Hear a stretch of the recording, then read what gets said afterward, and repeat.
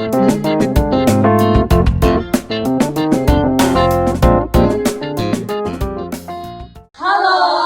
perkenalkan kami dari mahasiswa semester 6 kelas B dengan mata kuliah surat surat berharga. Di sini kami akan berbincang-bincang mengenai topik Wesel. Dan saya akan memperkenalkan setiap anggota rekan-rekan saya. Yang pertama, Perkenalkan, nama saya Maharani Malo. Perkenalkan, nama saya Termani Yuki. Perkenalkan, nama saya Josia Katalina Dimas. dan saya Rizanya Kalin Beno. Mengenai topik yang di awal, kita akan berbincang soal Wesel. Nah, di sini saya akan mengulas sedikit mengenai latar belakang dari Wesel tersebut. Wesel yang digunakan di Indonesia ini berasal dari 3 bahasa dan dengan berbeda negara. Yang pertama ada dari bahasa Belanda yang disebut dengan Wissel, dan yang kedua ada bahasa Jerman yang disebut dengan Wechsel, dan yang ketiga dari bahasa Prancis yang disebut dengan Letter of Change. Nah, dalam hukum Inggris juga, Wesel ini disebut dengan Bill of Exchange, dan dalam hukum Amerika disebut dengan draft. Nah, Wesel itu pada dasarnya ialah suatu dokumen yang tertulis yang dikeluarkan oleh pihak yang penarik kepada pihak yang tertarik.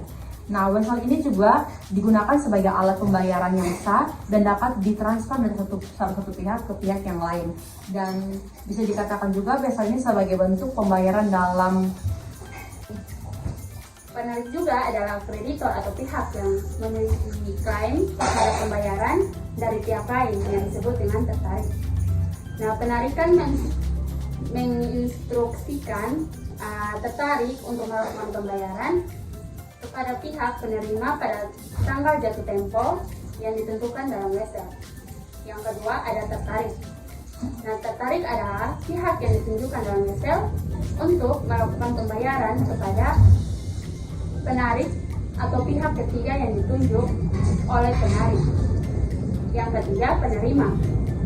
Penerima adalah pihak yang berhak menerima pembayaran yang tertera dalam Wesel. Yang keempat, pihak pemegang. Pihak pemegang adalah pihak yang memegang atau memiliki Wesel pada suatu waktu tertentu. Yang keempat, pihak pemegang.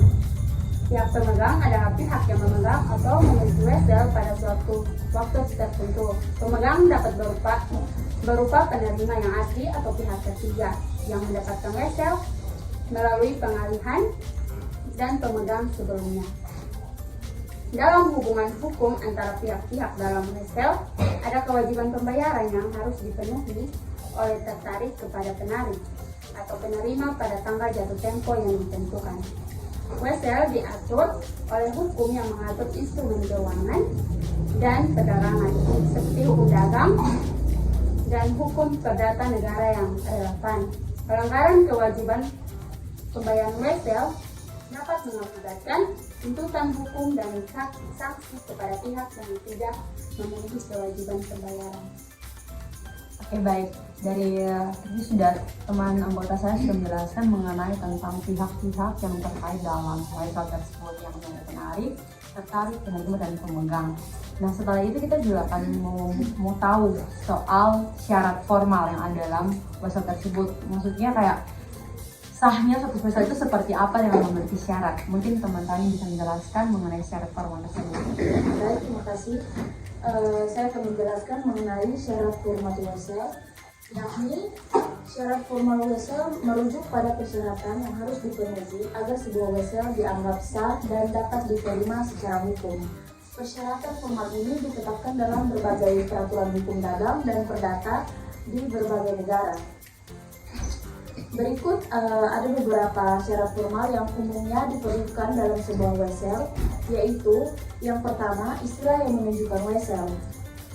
Wesel harus secara eksplisit menunjukkan bahwa itu adalah sebuah Wesel seperti surat Wesel atau Bill of Exchange, atau menggunakan istilah serupa yang mengindikasikan sifatnya sebagai instrumen pembayaran. Yang kedua, unsur yang tercantum dalam Wesel, yaitu unsur perintah yang jelas dan tidak bersyarat. Yang kedua, nama tertarik yang harus membayar atau drawe. Yang berikut, nama penerima yang berhak menerima pembayaran atau paye. Yang berikut, jumlah uang yang harus dibayar, tempat pembayaran yang dicantumkan, tanggal jatuh tempo, dan tanda tangan penarik. Yang ketiga, tertulis dalam bentuk dokumen. Maksudnya itu adalah wesel harus ditulis dalam bentuk dokumen yang dapat dipindahkan dan ditransferkan dari satu pihak ke pihak lainnya. Dan wesel tidak bisa berbentuk lisan atau tertulis dan bentuk yang tidak dapat dipindahkan. Dan yang keempat atau yang terakhir, kepastian dan jelasnya ketentuan-ketentuan. Ketentuan-ketentuan dalam wesel harus jelas, pasti, dan tidak ambigu. Hal ini mencakup jumlah yang harus dibayar, tempat pembayaran, tanggal jatuh tempo, dan instruksi pembayaran lainnya. Baik, Rani sudah menjelaskan mengenai tentang wesel. Dimana dari penjelasan tersebut kita mungkin bisa menarik pemahaman mengenai wesel itu memiliki kekuatan hukum yang sangat pasti, dan dimana juga dokumennya berbentuk secara tertulis, tidak bisa dengan lisan karena memang di dalamnya harus ada tanda tangan dan lain sebagainya.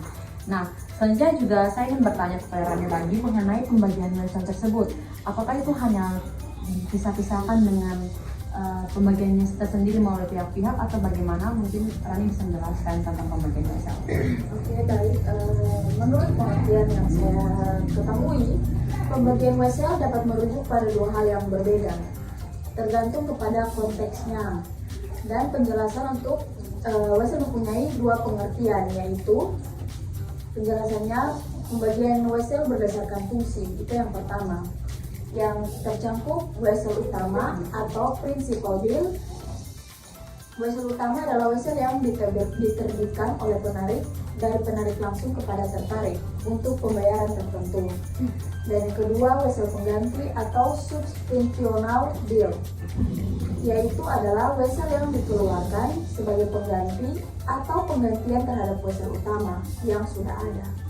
Dan pembagian yang kedua berdasarkan hak dan kepemilikan, yang tercakup tiga pengertian atau tiga wesel di dalamnya, yaitu yang pertama, wesel terbuka atau open bill. Wesel terbuka adalah wesel yang diterbitkan tanpa menyebutkan nama penerima yang spesifik. Dalam hal ini, wesel terbuka dapat dipindahtangankan oleh pemegang kepada siapapun yang menerima secara sah. Dan yang kedua, wesel berorder atau order bill. Wesel berorder merupakan wesel yang hanya dapat dipindahtangankan melalui endorsement atau pernyataan tertulis dari penerima dan ditujukan ke pihak lain. Dan yang ketiga, wesel bawa diri atau bearer bill. Wesel bawa diri adalah wesel yang tidak menyebutkan nama penerima secara spesifik, dan wesel ini dapat dipindahtangankan oleh pihak yang memegang fisik wesel. Baik, terima kasih Rani sudah menjelaskan mengenai pembagian wesel. Nah, tadi sempat di penjelasan Rani membicarakan soal tentang endorsement. Mungkin kita akan mempelajari bersama-sama apa itu endorsement tersendiri.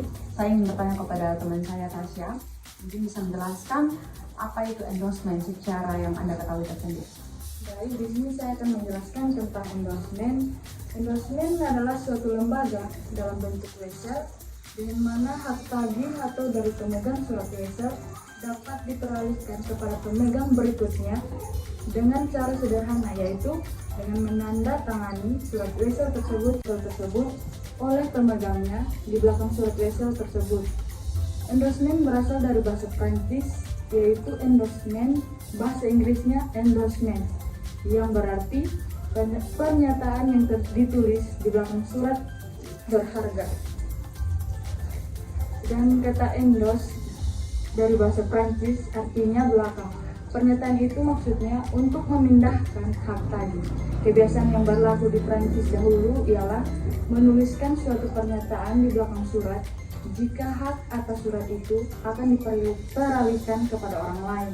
Kebiasaan itu diikuti terus dalam lalu lintas pembayaran dengan surat wesel tersebut.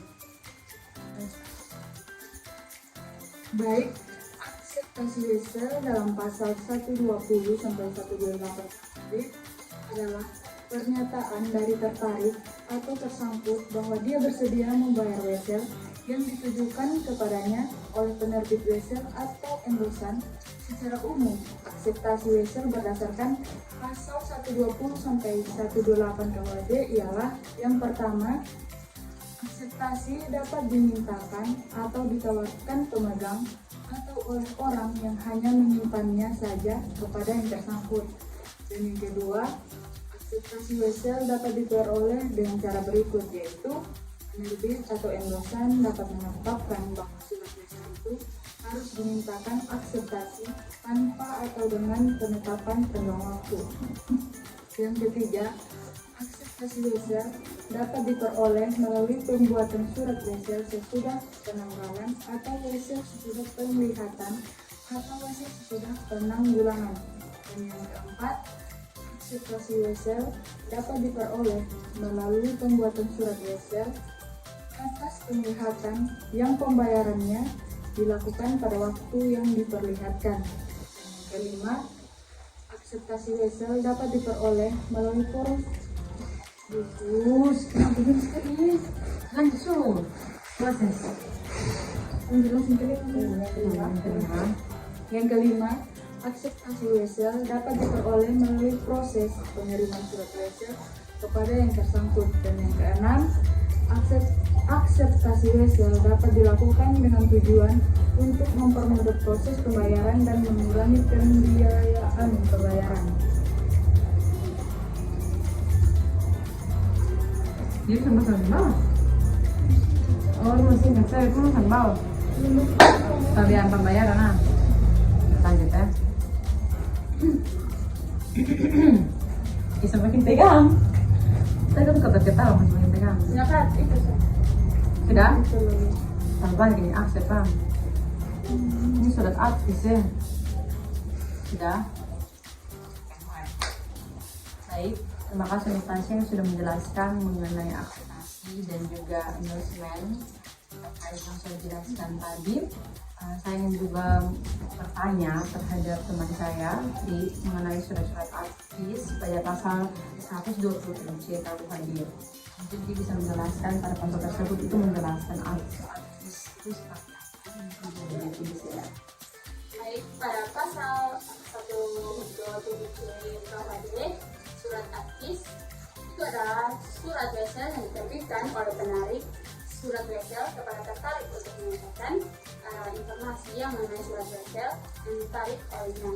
Nah, surat advis ini mencakup berbagai informasi yang diperlukan oleh tertarik, yaitu yang pertama nama tertarik yang harus membayar surat wesel, yang kedua hari jatuh tempo pembayaran surat wesel, yang ketiga tempat pembayaran surat wesel, dan yang keempat nama orang kepada siapa pembayaran surat wesel itu harus dilakukan. Yang kelima, perintah tak bersyarat untuk membayar surat wesel. Yang keenam, tanda tangan orang yang mengeluarkan surat wesel. Yang ketujuh, penarik surat wesel berkewajiban untuk memberikan surat advis ini kepada tertarik tentang surat wesel yang ditarik olehnya.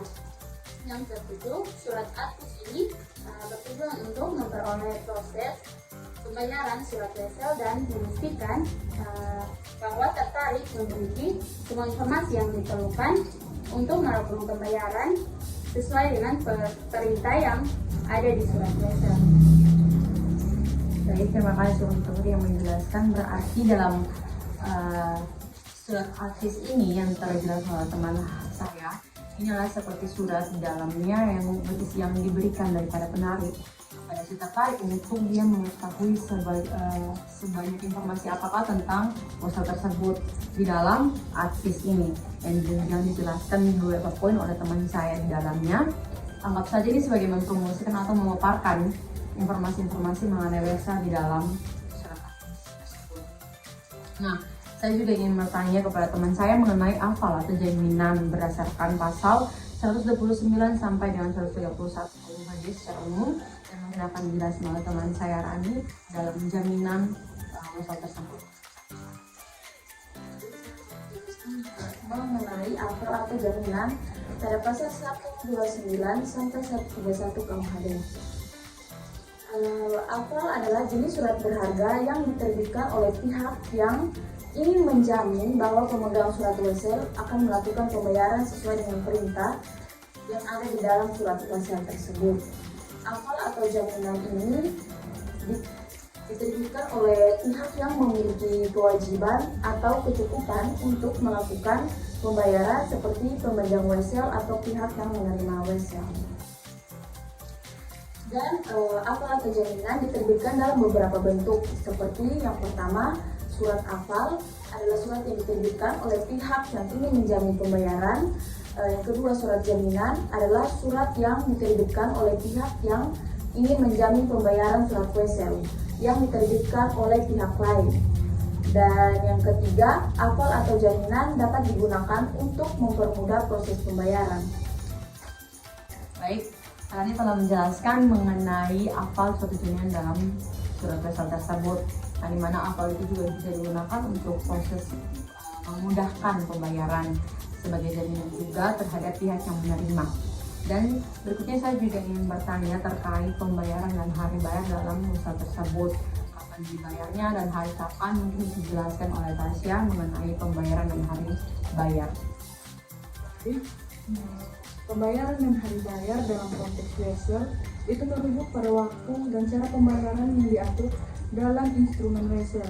Berikut adalah penjelasan singkat tentang pembayaran wesel dan hari bayar dalam wesel. Pertama yaitu pembayaran wesel.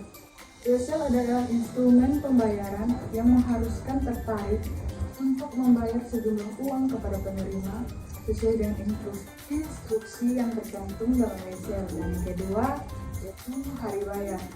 Hari bayar adalah tanggal atau waktu yang ditentukan dalam wesel ketika pembayaran harus dilakukan. Hal ini biasanya ditentukan dalam bentuk jumlah hari setelah tanggal wesel diterbitkan atau setelah tanggal presentasi wesel kepada yang tertarik. Baik, seperti yang tadi dijelaskan oleh teman saya, yakni ada jaminan, aval jaminan sampai kepada pembayaran dan hari bayar tersebut di dalamnya sudah menjelaskan secara jelas mengenai pembayaran dan hari bayar tersebut.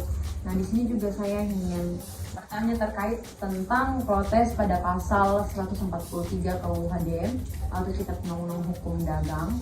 Yang mungkin bisa dijelaskan dari teman saya Tri, apa sih yang diatur dalam Kitab Undang-Undang Hukum Dagang tersebut mengenai protes pada pasal 143.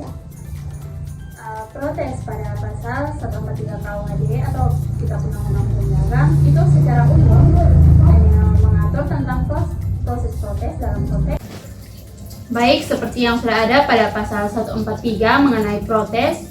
Di sini protes mengatur tentang proses protes dalam konteks wesel. Nah, biasanya protes wesel dilakukan jika wesel tidak dibayar oleh tertarik pada waktu yang ditentukan atau jika wesel ditolak pembayarannya. Protes wesel adalah tindakan resmi untuk menyatakan bahwa pembayaran wesel telah gagal atau ditolak. Tujuan dari protes itu adalah melindungi hak-hak pemegang wesel dan mengumpulkan bukti yang diperlukan untuk menegakkan klaim pembayaran. Oke, jadi pada intinya adalah dalam protes pasal 143 ini menjelaskan bahwa jika pemegang wesel itu tidak mendapatkan haknya ketika ia memberikan atau mengirimkan suatu wesel kepada pihak penerima, tetapi tidak mendapatkan pembayaran yang sudah ditentukan dalam instrumen wesel tersebut, maka ia bisa memprotes dengan proses dari pasal 143 KUHD ini. Baik, terima kasih untuk penjelasan yang sungguh luar biasa, Tri. Saya akan bertanya lagi kepada teman saya mengenai notifikasi atau pemberitahuan berdasarkan pasal 144 KUHD. Ini juga penting bagi kita untuk kita mengetahui tentang pemberitahuan berdasarkan pasal 144. Silakan. Baik, saya akan menjelaskan mengenai notifikasi atau pemberitahuan berdasarkan pasal 144 KUHD, yaitu pasal 144 KUHD menyebutkan bahwa pemegang endosan harus memberitahu kepada endosannya dan kepada penariknya tentang non-akseptasi atau non-pembayaran. Contohnya, jika pemegang endosan tidak menerima barang atau jasa yang harus diterima olehnya, atau jika pemegang endosan tidak menerima pembayaran yang harus dilakukan, maka pemegang endosan harus memberitahukan kepada endosannya dan kepada penariknya tentang non-akseptasi atau non-pembayaran tersebut. Oke, baik, ini seperti notifikasi kepada lembaga wesel yang tadi kita sudah membahas mengenai endorsement. terkait dengan pembayarannya juga diinformasikan kepada si lembaga wesel itu atau disebut dengan endorsement. Terima kasih Rani untuk penjelasan yang singkat dan jelas itu. Saya juga ingin bertanya lagi kepada Rani mengenai klausula tanpa bayar. Itu mungkin Rani bisa menjelaskan secara singkat apa yang dimaksud dengan klausula tanpa bayar dalam wesel tersebut. Silakan. Menurut yang saya ketahui, klausula tanpa biaya atau tanpa protes merupakan klausula yang ditulis dan ditandatangani di atas cek atau surat wesel untuk mengharuskan pemegang endosan atau pemberi aval untuk tidak membuat protes dan tidak mengharapkan biaya protes jika surat wesel itu tidak diterima dan tidak diterima pembayarannya yang harus dilakukan. Contohnya, jika pemegang endosan tidak menerima barang atau jasa yang harus diterima, maka yang harus dilakukan, pemegang endosan harus memberitahukan kepada endosannya seperti yang telah saya jelaskan sebelumnya, dan kepada penariknya tentang non-akseptasi atau non-pembayaran tersebut dari pemegang endosan tidak boleh membuat protes atau meminta biaya protes jika surat wesel itu tidak diterima. Oke, baik. Ini mengenai seperti klausula ini seperti tentang kewajiban juga tentang dari pihak penerima itu tidak boleh membuat protes jika wesel itu tidak diterima, dan ini juga seperti mirip-mirip dengan penjelasan Rani yang tadi mengenai notifikasi atau pemberitahuan tersebut. Oke, baik, saya juga ingin bertanya mengenai hak regres. Hak regres berdasarkan pasal 142 sampai pasal 153 KUHD, dan mungkin saya meminta teman saya Tri untuk menjelaskan hak regres itu apa yang berdasarkan pasal tersebut. Baik, secara umum pada pasal 142 sampai 153 KUHD itu hak regres adalah hak yang dimiliki oleh pemegang endosan atau pemberi aval untuk meminta pemegang endosan atau pemegang surat wesel untuk mengembalikan endosan atau surat wesel yang tidak diterima atau tidak diterima pembayaran yang harus dilakukan. Jika pemegang endosan atau pemberi aval tidak menerima barang atau jasa yang harus diterima, atau jika pemegang endosan atau pemberi aval tidak menerima pembayaran yang harus dilakukan, maka pemegang endosan atau pemberi aval dapat mengharapkan pengembalian endosan atau surat wesel tersebut. Baik, dari penjelasan yang dijelaskan oleh Tri terkait dengan hak regres itu mungkin seperti pengembalian barang jika tidak menerima wesel tersebut tidak diterima ataupun tidak dibayar, bisa mengembalikannya melalui hak regres dengan cara untuk mengembalikan wesel tersebut kepada pemegang pihak wesel. Baik, yang berikut saya akan bertanya terkait keadaan memaksa atau yang overmatch. Mungkin saya akan bertanya kepada teman saya Tasya, mungkin bisa dijelaskan sedikit terkait keadaan memaksa. Baik, di sini saya akan menjelaskan tentang keadaan memaksa atau overmatch adalah istilah yang digunakan dalam hukum dagang untuk menggambarkan situasi di mana pihak yang terlibat dalam suatu kontrak atau perjanjian tidak dapat memenuhi kewajiban mereka karena adanya kejadian di luar kendali mereka. Keadaan memaksa dapat mencakup berbagai jenis peristiwa atau kejadian yang dianggap tidak dapat dihindari atau diantisipasi oleh pihak yang terlibat. Beberapa contoh umum keadaan memaksa meliputi bencana alam seperti gempa bumi, banjir, badai, atau kebakaran besar, perang, konflik bersenjata, atau tindakan militer, perubahan hukum atau peraturan pemerintah. Namun dalam perlakuan hukum terhadap keadaan memaksa dapat bervariasi tergantung pada yurisdiksi hukum yang berlaku dan ketentuan yang tercantum dalam kontrak atau perjanjian yang ada. Dalam situasi keadaan mereka, pihak-pihak yang terlibat seringkali diharapkan untuk memberikan pemberitahuan atau notifikasi kepada pihak lain secepat mungkin dan melakukan upaya yang wajar untuk mengurangi dampak yang timbul. Baik, baik, terima kasih untuk Tasya yang sudah menjelaskan mengenai keadaan memaksa. Nah, di sini dari penjelasan yang telah dijelaskan oleh Tasya, saya ingin bertanya kepada teman-teman semua di sini. Mungkin dari kalian ada yang bisa menjawab. Saya ingin bertanya tentang pihak yang dimana ketika ia mengalami keadaan yang memang ia tidak bisa memenuhi kewajiban tersebut dalam perjanjian kontrak itu, dan ketika ia tidak bisa memenuhi tersebut, apakah ia dianggap melanggar kontrak atau bagaimana, dan apakah hukumannya dan bagaimana solusinya begitu? Mungkin bisa ada yang menjawab. Saya persilakan. Pertanyaan yang dibuang secara umum, mungkin ada yang bisa menjawab. Saya persilakan. Baik, saya akan mencoba menjawab pertanyaan dari Kak Risa.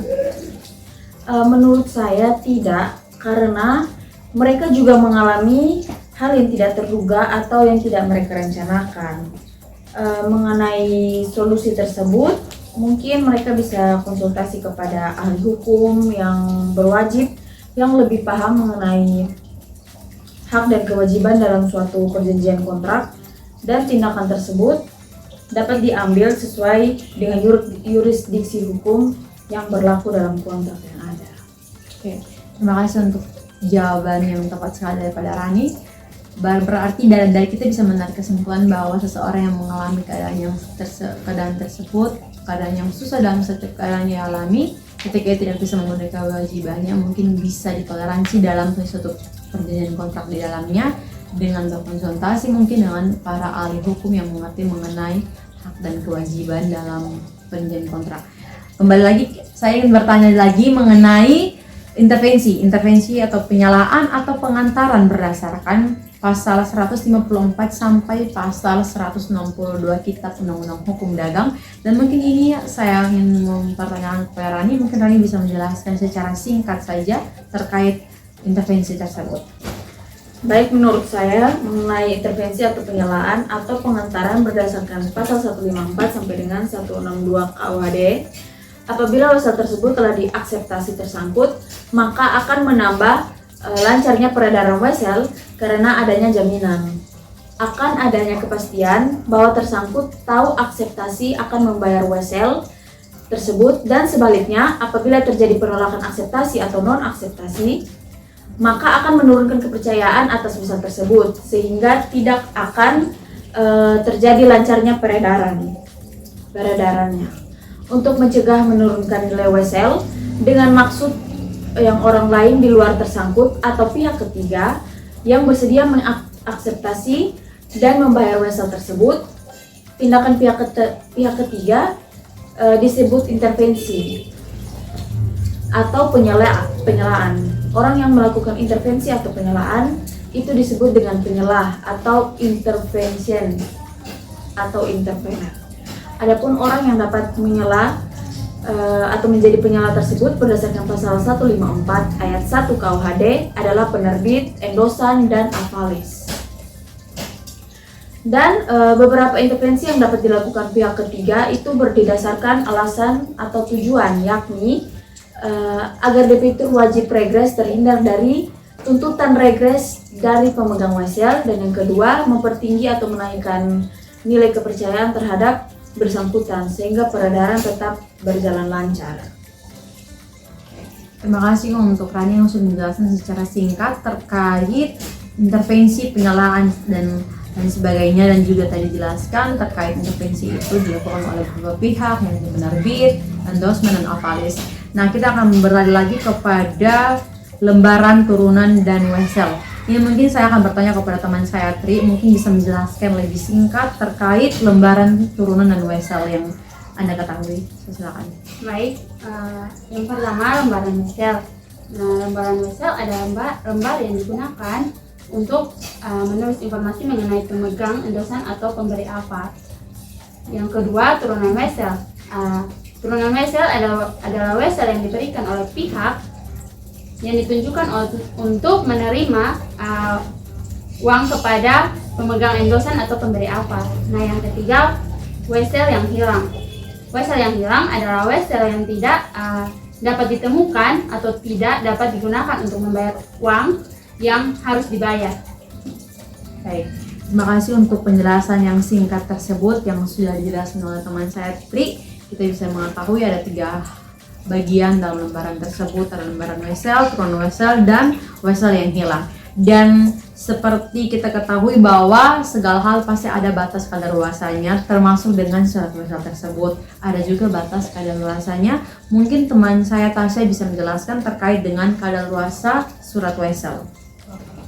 Oke, yang saya ketahui tentang kadaluarsanya surat wesel adalah keadaan yang muncul ketika waktu jatuh tempo pembayaran yang tidak ditentukan dalam surat wesel telah berlalu, dan surat wesel yang tidak diterima pembayaran yang harus dilakukan pada waktu yang ditentukan dalam surat wesel tersebut, maka surat wesel tersebut akan kadaluarsa. Contohnya, jika surat wesel yang diterbitkan pada tanggal 10 Oktober tahun 2022 memuat perintah tak bersyarat untuk membayar sejumlah uang pada tanggal 15 Oktober tahun 2022 atau tanggal yang lebih tinggi, maka surat wesel tersebut akan kadaluarsa pada tanggal 15 Oktober tahun 2022. Dan jika pemegang endorsan atau pemberi aval tidak dapat membayar sejumlah uang yang ditentukan pada waktu yang ditentukan dalam surat wesel tersebut, maka surat wesel tersebut akan kadaluarsa dan tidak dapat digunakan untuk membayar uang yang harus dibayar. Baik. Dalam konteks hukum dagang, keadaan memaksa dapat mempengaruhi kewajiban pihak-pihak yang terlibat dalam kontrak atau perjanjian. Dalam banyak kasus, jika keadaan memaksa terjadi, pihak yang terkena dampak tidak akan dianggap melanggar kontrak karena mereka tidak dapat melaksanakan kewajiban mereka karena keadaan tidak terduga atau di luar kendali mereka. Namun, perlakuan hukum terhadap keadaan memaksa dapat bervariasi tergantung pada yurisdiksi hukum yang berlaku dan ketentuan yang tercantum dalam kontrak atau perjanjian yang ada. Karena itu, penting untuk merujuk langsung ke dokumen kontrak atau perjanjian yang relevan dan mempertimbangkan hukum yang berlaku. Baik, terima kasih untuk teman-teman dan rekan-rekan saya yang telah menjelaskan terkait pemaparan terkait ini topik wesel, terkait wesel lah. Hah, Pemaparan virus corona. ini mau pin situ tuh. Jadi kewajiban. Oke. Baik, tentu baik, terima kasih untuk teman-teman saya yang telah menjelaskan terkait dengan topik wesel, yang dimana kita bisa mendapatkan satu kesimpulan ialah wesel ialah suatu surat berharga yang mengandung perintah ataupun juga pembayaran di mana harus memenuhi syarat-syarat yang telah ditentukan dalam pembahasan tersebut. Dan wesel ini juga biasanya digunakan sebagai alat pembayaran dalam suatu transaksi bisnis. Sekian daripada kelompok kami. Terima kasih.